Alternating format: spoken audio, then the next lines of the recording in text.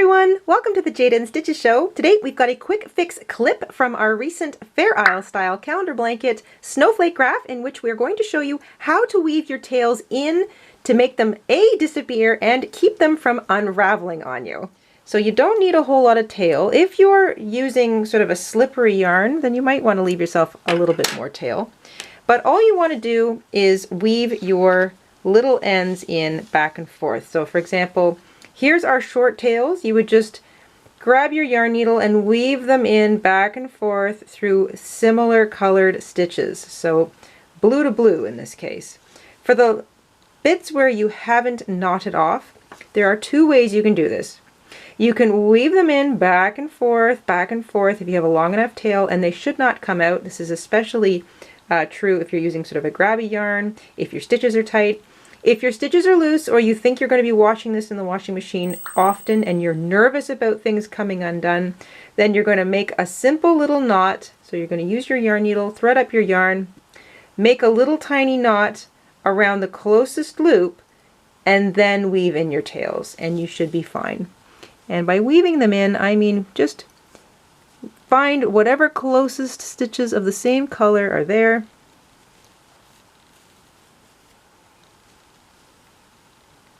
And weave them in. I'm going to weave it down right through these blue stitches down to the bottom of that row.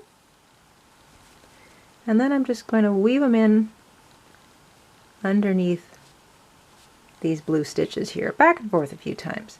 Sort of the same kind of weaving in technique that we use for most of our projects. Try not to be too tight.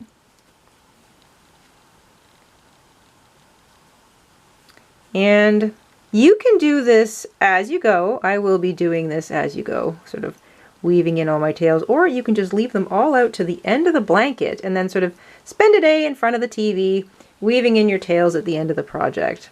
Try not to make them too tight. You don't want to pull your picture out of alignment.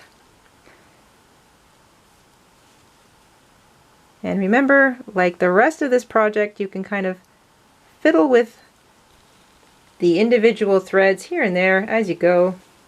And of course, we'll be blocking our project at the end as well. So if you feel like there's a little bit of tightness here and there from the color changing, don't worry. We'll be blocking our blankets at the end, and that will make everything lay nice and flat. And that's how you weave in your tails. If at any time you're unsure throughout this year's blanket project, I highly recommend you do a little square sampler. These are really fun. You can stitch them together into different projects like scarves or blankets, and if you do them in cotton, they make really pretty dishcloths too, and they're also a good way to practice weaving in your tails.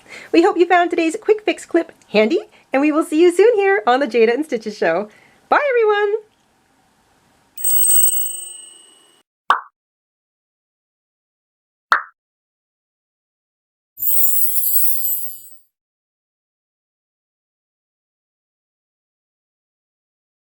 Hi everyone, this is Mama in Stitches. Thank you for watching.